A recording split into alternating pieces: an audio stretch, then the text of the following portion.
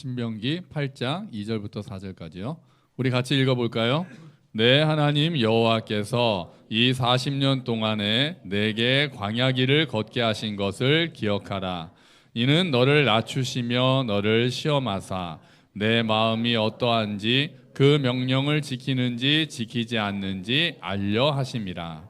너를 낮추시며 너를 줄이게 하시며 또 너도 알지 못하며 내 조상들도 알지 못하던 만나를 내게 먹이신 것은 사람이 떡으로만 사는 것이 아니요 여호와의 입에서 나오는 모든 말씀으로 사는 줄을 내가 알게 하려 하심이니라.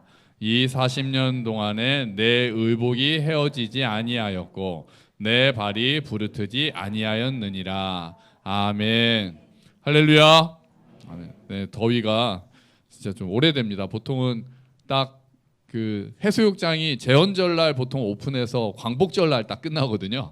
8월 15일이 딱 지나고 나면은 이제 입추도 지나고 났으니까 시원해져야 되는데 이제 밤에는 조금 시원합니다만 낮에 열기는 계속됩니다. 건강 다들 유의하시고요. 자, 다음 인물들 퀴즈 나갑니다. 퀴즈. 다음 인물들에게 관련 있는 뭐 답은 너무 뻔하긴 한데요. 다음 인물들과 특별히 관련이 있는 장소가 어딘지 한번 볼까요? 모세, 또 다윗, 또 세례 요한, 또 예수님. 뭘까요? 광야죠. 오늘 설교 제목이 광야여서 제가 이걸 하면서도 이건 뭐 답을 다 미리 알려주고. 네, 맞아요. 광야예요. 모세는 뭐 말할 것도 없죠. 광야 전문가죠. 40년 동안 이집트의 왕자로 살다가 광야로 가서 미디안 광야로 가서 40년 동안 목동 일을 하다가 40년을 이스라엘 백성들을 이끌고 광야를 헤맸던 광야의 전문가 중에 전문가일 것입니다. 다윗도 광야 생활을 오래 했습니다. 사울로부터 쫓기면서 광야로 들어가서 이제 왕이 되기 위해서 훈련을 거쳤죠. 세례 요한도 광야에서 요단강 근처에 광야에 있었죠. 광야에 있다가 하나님의 말씀을 받고 광야에서 회개하라고 외치면서 요단강에서 세례를 베풀었던 사람이 요한입니다. 예수님도 40일을 광야에서 금식하시고 시험 받으시고 그리고 회개하라 천국이 가까이 왔다 이제 공생애를 시작하셨죠. 자, 근데 성경 66권 중에 제목에 광야라는 말이 들어가는 성경책이 있습니다. 에잉? 그러시죠. 그러니까 이게 이제 우리나라 한글 성경에는 그렇지 않은데 히브리어 성경, 히브리어는 성경 제목이 구약이 다르거든요. 이제 같은 것도 있지만 다른 게 있는데 다른 게 많은데 그 중에 히브리어 성경으로 봤을 때 원어 중에서 제목에 광야라는 말이 들어가는 성경책이 하나 있습니다. 뭘까요? 이번에는 미리 읽은 게 답이 아니에요. 뭘까요? 광야라는 말이 들어가기에 적절한 성경책이 뭘까요? 창세기는 좀 아니죠, 그죠? 출애굽기나 아니면은 이겁니다. 민수기예요, 민수기. 민수기가 이제 한글로는 민수기고 이제 한문으로는 백성들의 숫자를 기록한 책이잖아요. 이제 나중에 지파별로 어느 지파가 몇 명, 어느 지파가 몇 명. 그래서 민수기라고 해서 이제 사람들의 숫자를. 그러니까 이게 히브리 원어 성경 제목을 옮긴 게 아니라 이게 70인역이라고 하는 헬라어 성경에 이렇게 민수기라고 숫자라고 이제 바뀌었거든요. 그거를 번역을 해서 민수기라는 제목이 있습니다. 자, 백성들의 숫자를 세는 성경이다. 그래서 민수기인데 영어로는 이 민수기 제목이 아주 더 심플합니다. 이겁니다. Numbers, 숫자. 아주 심플하죠. 백성의 숫자를 한자어는 확실히 좀 함축적인 내용이 이제 많이 들어가 있는 것 같고 영어는 아주 심플하게 Numbers 딱 그렇게 돼 있습니다. 근데 이제 히브리 원어로는 요겁니다.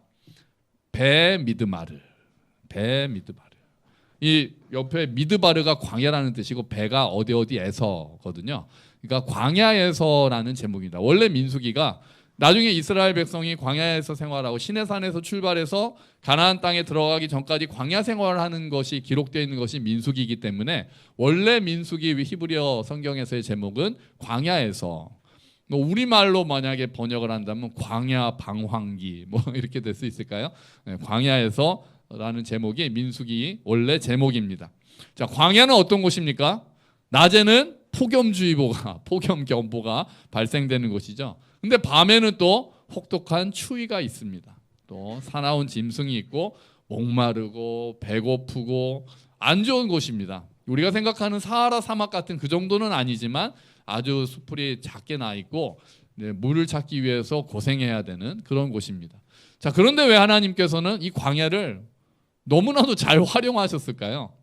왜 하나님께서는 굳이 이스라엘을 그런 광야길로 보내셨고, 왜 하나님께서는 다윗을 광야로 보내셔서 훈련시키셨고, 왜 세례 요한은 광야에서 금식하다가 하나님의 말씀을 받게 됐고, 예수님도 광야에서 하나님의 말씀을 묵상하시면서 40일이나 보내셔야 됐을까요? 그리고 왜 하나님은 우리를 광야로 보내실까요? 광야에는 어떤 의미들이 있기 때문입니다. 첫 번째로 광야는 참된 나를 발견하는 곳입니다. 참된 나를 발견하는 곳이 광야입니다. 하나님께서 그래서 우리를 광야로 보내십니다. 네가 누군지 알아라. 너 자신을 알아라. 그게 광야에서 일어나는 일이에요. 우리는 많은 착각 속에서 삽니다. 많은 껍데기를 가지고 있습니다. 학벌이 어떻고, 가문이 어떻고, 지연이 어떻고, 외모가 어떻고, 그리고 그걸로 인해서 착각합니다. 내가 좋은 차를 타고 좋은 집에서 살면은 내 성품 자체가 좋은 걸로 생각하고, 그럴듯한 직업을 가지고 있으면은 또 내가 훌륭한 사람이라고 생각하고, 그 유명한 어떤 그 야구 해설가가 한 말이 있어요. 사람들은 삼루에서 태어나놓고 자기가 삼루타를 친 줄로 착각한다. 그런 말이 있거든요. 삼루에서 태어난 사람들이 자기가 노력해서 삼루에 간 줄로 생각한다는 거예요. 그런 착각을 많이 하는 거죠. 또 좀 인기가 있으면은 내가 그런 대접을 받아도 되는 것처럼 생각하고 교만해지는 것이 사람입니다.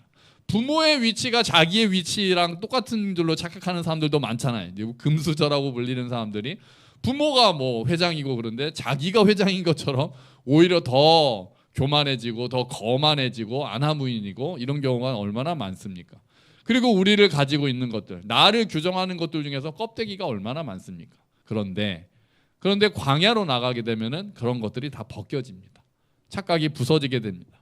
광야는 인간이 별것 아니라는 것을 다시 한번 깨닫게 하는, 광야에 우리가 나가면은 내가 가지고 있던 어떤 재물 이런 게 아무 소용도 없는 광야에 딱 들어가게 되면은 정말 우리가 아무것도 아닌 피조물에 불과하구나. 우린 정말 흙으로 만들어서 흙으로 돌아갈 수밖에 없는 그런 존재구나.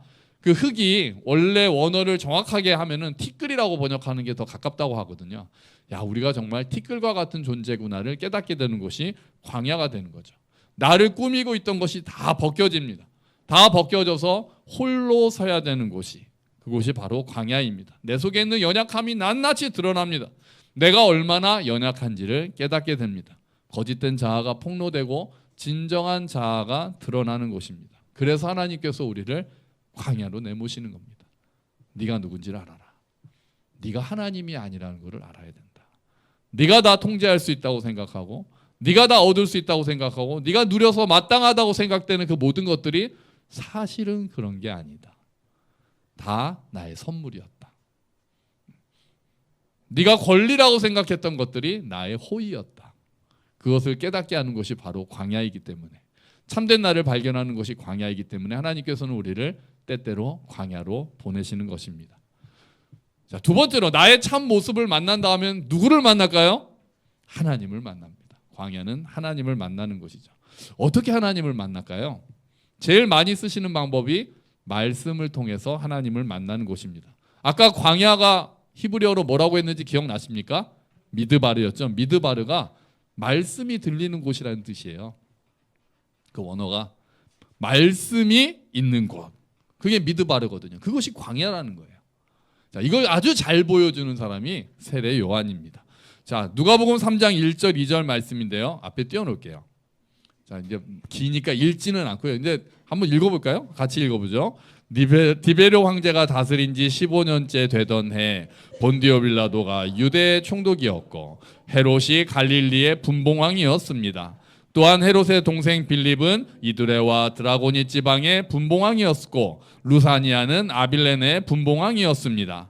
안나스와 가야바가 대제사장으로 있을 때 하나님의 말씀이 광야에 있는 사가랴의 아들 요한에게 내렸습니다. 아멘. 되게 장황하죠. 뭐 사람 이름이 계속 나오고 정신 없잖아요. 자, 당시에 그 지역, 그 로마 제국에서 특별히 예루살렘 지역을 다스렸던 그 세력들을 누가가 기록합니다. 한번 처음에 보면은 티베리우스 황제거든요. 로마 황제를 처음에 딱 기록합니다. 황제가 있었다. 디베료 황제가 다스린 지 15년째 되던 때다. 그 다음에는 유대의 총독을 얘기합니다. 본디오 빌라도, 우리가 잘 아는 본디오 빌라도가 그때 당시에 유대를 다스리는 총독이었다. 그리고 나서는 분봉왕을 이야기를 합니다. 뭐 헤롯의 동생 빌립, 그리고 뭐 분봉, 또 루사니아, 이런 사람들 얘기하면서 각 지역을 다스리는 분봉왕들을 이야기를 합니다. 정치적으로 황제, 총독, 분봉왕, 무시무시한 권력을 가진 사람들을 보여줍니다. 그 다음에는 종교 권력을 보여두죠. 안나스와 가야바, 대제사장으로 그 당시에 일하고 있었다. 이렇게 이야기를 합니다. 그런데 하나님의 말씀이 어디로 임합니까? 황제에게로 갔습니까? 아니요, 비껴갑니다. 하나님의 말씀이 그러면 총독에게로 갑니까? 아니요, 비껴갑니다. 하나님의 말씀이 또 권력을 가지고 있는 분봉왕들에게로 내려갑니까? 그렇지 않습니다. 그럼 하나님의 말씀이 당시 종교 권력을 가지고 제사를 드리고 성전을 또 관리하고 있던 제사장들에게, 대제사장에게 하나님의 말씀이 임합니까? 그렇지 않습니다. 하나님의 말씀이 어디로 떨어집니까? 광야로 떨어집니다. 광야에 있는 요한이라는 청년에게, 이제 30살밖에 되지 않은 청년에게 하나님의 말씀이 임합니다. 어마어마한 정치 권력이 있고 어마어마한 종교 권력이 있는 그곳을 하나님의 말씀이 들어가지 않고, 그런 모든 것을 떠나서 조용히 하나님 앞에 묵상하며 때를 기다리고 있던 광야의 세례 요한에게 하나님의 말씀이 임하는 겁니다. 하나님의 말씀을 사모하며 광야에서 있었던 세례 요한에게 그 하나님의 말씀이 임하는 거죠. 예수님이 공생애를 시작하시기 전에 40일을 광야에서 지내시면서 금식하신 이유도 같은 이유입니다. 공생애를 시작하시는 그 때를 감지하시고 이제 하나님 앞에서 하나님과 말씀으로 교제하던 곳이 바로 광야였기 때문이죠. 그리고 나서 사탄에게 시험을 받으시고, 성령에게 이끌려서 사탄에게 시험을 받으시고, 회개하라 천국이 왔다, 그렇게 때가 찼다, 예수님께서 말씀하시는 거죠. 그리고 예수님께서는 그 나중에도 항상 바쁘게 일하시면서도 꼭 새벽이나 밤중에는 한적한 곳으로, 광야와도 같은 한적한 곳으로 가셔서 하나님과 기도하고 말씀으로 교제하는 시간을 가지셨습니다. 그게 예수님의 사역의 원동력이었죠. 이렇게 광야는 하나님의 말씀이 임하는 곳입니다. 그리고 하나님을 만나는 곳이에요. 근데 광야에 대해서 조금 묘한 구절이 성경에 한 군데 있습니다. 호세아서인데요. 한번 같이 읽어볼까요? 그러므로 보라, 내가 그를 타일러 거친 들로 데리고 가서 말로 위로하고. 아멘. 이 앞에 이제 호세아서인데요. 이 앞에는 이스라엘이 남편 대신 하나님을 배반했다라는 이야기를 하면서 하나님이 굉장히 속상해하시는 장면이 나옵니다. 그리고 하나님을 배신하고 바알에게로 가버렸다, 뭐 이렇게 이야기를 하거든요. 그래서 그런 이스라엘 내가 심판하겠다, 이런 말씀이 호세아서 앞쪽에 나온단 말이에요. 그런데 그것으로 끝나는 게 아니라, 그리고 나서 그를, 이스라엘을 데리고 거친 들, 이게 광야입니다. 광야로 데리고 가서 거기서 위로하겠다, 그렇게 말씀하시는 거예요. 왜 굳이 광야로 데려가서 위로하십니까? 그냥 도시에서 위로하시면 안 되나요? 화려한 곳에서 위로하시면 안 되나요? 왜 광야로 데려가서 거기서 내가 그를 위로하겠다고 말씀하시나요? 광야는 하나님만 바라볼 수밖에 없는 곳이기 때문에 그렇습니다. 하나님 한 분 외에는 다른 어떤 것도 의지할 수 없는 곳이기 때문입니다. 오직 하나님만 바라보고 내가 아무것도 아니고 하나님만 의지할 수밖에 없습니다라고 고백할 수 있는 곳이 광야이기 때문입니다. 하나님께서는 그곳에 가서 그 광야에서 이스라엘이 하나님만 바라보기를 원하고 계시는 거죠. 바알과 같이 눈에 보이는 화려한 것들을 다 버리고 하나님만 바라볼 수밖에 없는 그 광야에서 나만을 바라보라고 하시면서 하나님께서는 위로하신다는 겁니다. 그리고 나서 이스라엘이 잃어버렸던 복들을 되돌려 주시는 거예요. 그래서 하나님의 회복이 임하는 곳이 광야가 됩니다. 엘리야가 바알 선지자와의 대결에서 승리하고 나서는 이세벨을 피해서 도망갑니다. 어디로 도망갑니까? 광야로 도망갑니다. 로뎀나무 아래 앉아서 내가 차라리 죽고 싶습니다라고 하면서 막 한탄을 합니다. 그때 하나님께서 천사를 보내주셔서 먹을 것과 또 마실 것을 주시고, 그리고 40일을 또 광야길을 걸어서 하나님의 산에 가서 하나님으로부터 회복됩니다. 광야는 이처럼 하나님을 만나는 자리이고, 그래서 회복되는 곳입니다. 그래서 하나님께서 우리를 광야로 부르시는 거죠. 여러분, 우리가 광야에 가서 말씀 앞에 그 말씀이신 하나님을 만날 때 우리가 회복될 줄로 믿습니다. 그래서 하나님께서 우리를 때때로 광야로 보내시는 거예요. 다른 것 의지하지 말고 네가 나만을 의지해야 하는 존재라는 것을 깨달아라. 그리고 내가 너와 함께 하겠다라고 약속해 주시는 곳이 바로 광야가 되는 겁니다. 하나님을 만나되 사랑의 하나님 그리고 회복의 하나님을 만나는 곳이 광야입니다. 아멘. 아멘. 그리고 광야는 어떤 곳입니까? 세 번째로 광야는 하나님의 기적으로 충만해지는 곳입니다. 기적으로 충만해지는 거예요. 씨를 뿌리거나 수확을 할 수가 없지만, 풍부한 물을 기대할 수도 없지만, 식량이나 옷을 구할 수 있는 곳이 아니지만, 그래서 오히려 하나님의 그 놀라운 능력을 경험하는 곳입니다. 하나님의 기적을 경험할 수 있는 곳입니다. 무에서 유를 창조하시고 불가능을 가능하게 만드시는 하나님 아버지를 경험할 수 있는 곳이 바로 광야이고, 그 하나님의 공급하심을 의지해서 넉넉히 살아갈 수 있는 곳이 광야인 것입니다. 오늘 본문 말씀 우리가 읽었던 말씀이 신명기에서 하나님께서 하시는 말씀이잖아요. 신명기는 모세가 마지막 유언으로 남긴 말입니다. 그러면서 이스라엘이 40년 동안 광야에 있었던 것을 쭉 회고하면서 광야에 있었던 것을 기억해라. 하나님께서 너희를 광야로 보내셨던 것은 너희를 낮추시고 너희가 정말 하나님의 말씀을 말씀을 순종하는지를 보고 싶으셨고, 그리고 사람이 떡으로 사는 것이 아니라 하나님의 말씀으로 산다는 것을 가르쳐주기 위해서였다.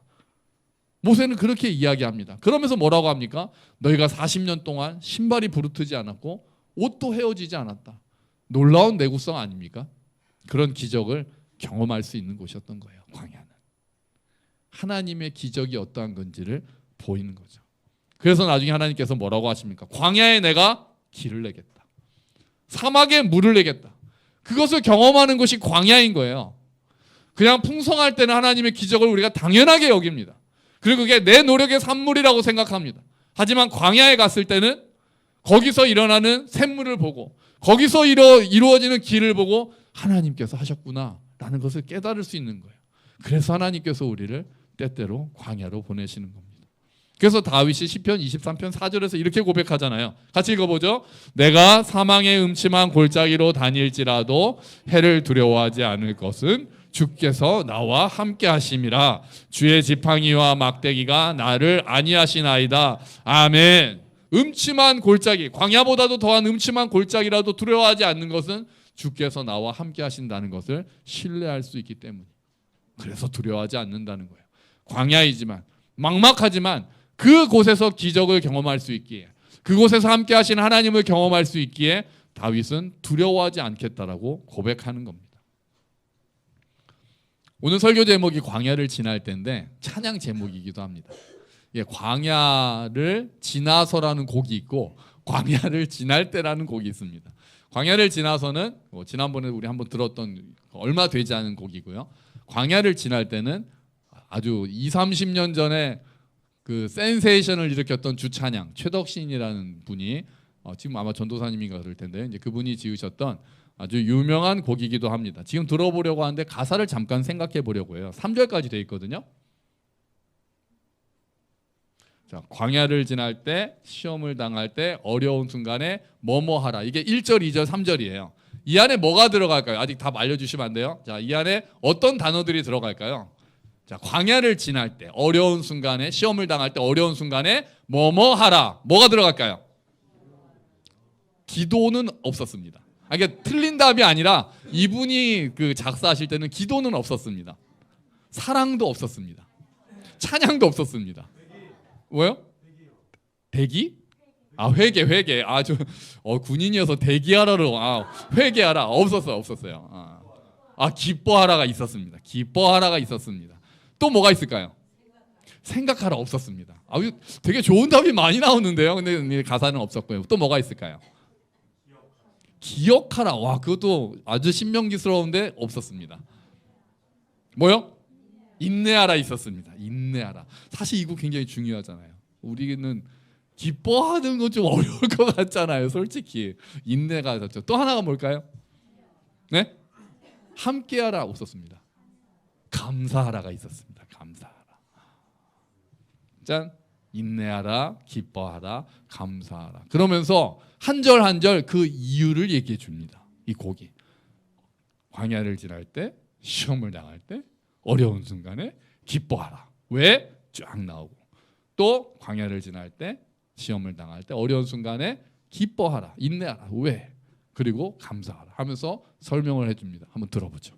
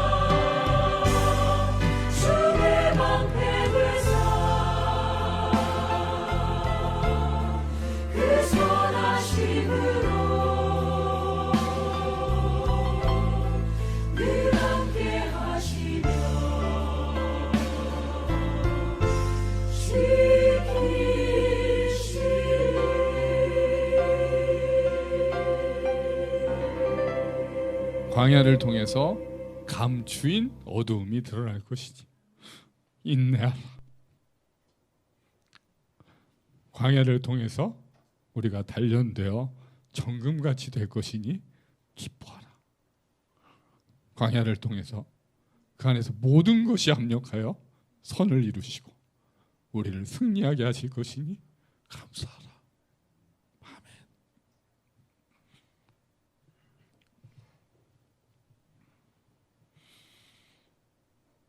인생을 살면서 뭐 꽃길만 걸으세요? 말도 안 되는 소리. 그렇지 않습니까? 가끔은 꽃길도 걸을 수 있겠지만 때로는 어쩌면 더 많은 길은 광야 길을 걸을지도 모르겠습니다. 솔직히 광야에 가고 싶은 사람이 어디 있겠습니까? 광야는 솔직히 피하고 싶지만 그게 쉽지가 않습니다. 경제적으로 어려운 상황에 놓이기도 하고 건강이 나빠지기도 하고 사람들과의 관계가 잘 풀리지 않기도 하고 마음의 평안을 잃고 불안과 염려에 빠질 때도 많습니다. 하지만 잊지 맙시다. 그 광야 가운데서도 하나님께서는 일하고 계시는 줄로 믿습니다. 광야에서 오히려 나를 비우고 거짓된 자아를 깨뜨리고 성령으로 충만하게 되기를 갈망하십시오. 목마른 사슴이 시냇물을 찾아 헤매듯이 하나님을 깊이 만나기를 갈망하십시오. 공급하시는 하나님, 보호하시는 하나님을 경험하기를 소망하십시오. 여러분 혹시 지금 광야를 지나고 계시는 분 있습니까? 여러분 하나님이 여전히 동행하십니다. 그래서 아까 찬양 마지막이 주 너를 기뻐하라, 감사하라, 인내하라 한 다음에 결국은 지키시리로 끝이 납니다. 이 광야에서 하나님을 오히려 깊이 만나고 선을 이루시는 하나님, 살아계신 하나님, 우리를 인도하시는 하나님을 경험하시기를 주의 이름으로 축원합니다. 아멘. 같이 기도하죠.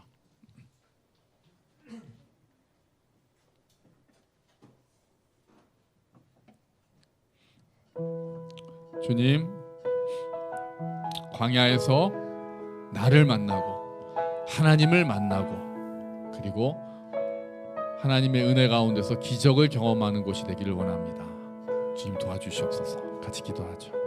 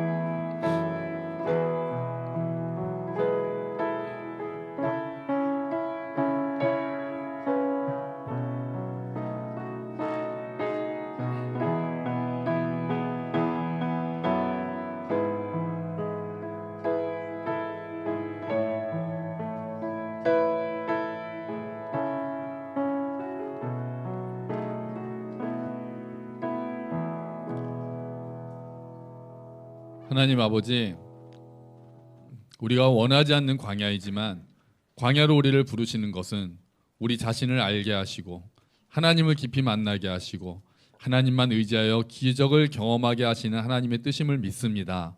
주님, 광야를 지날 때 우리의 감추인 어둠이 드러나고 있으니 인내하게 하시고 광야를 지날 때 우리를 단련하셔서 정금같이 되게 하신 하나님을 믿고 기뻐하게 하시고 광야를 지날 때 모든 것을 합력해서 선을 이루시는 하나님을 의지하며 감사할 수 있도록 도와주시옵소서.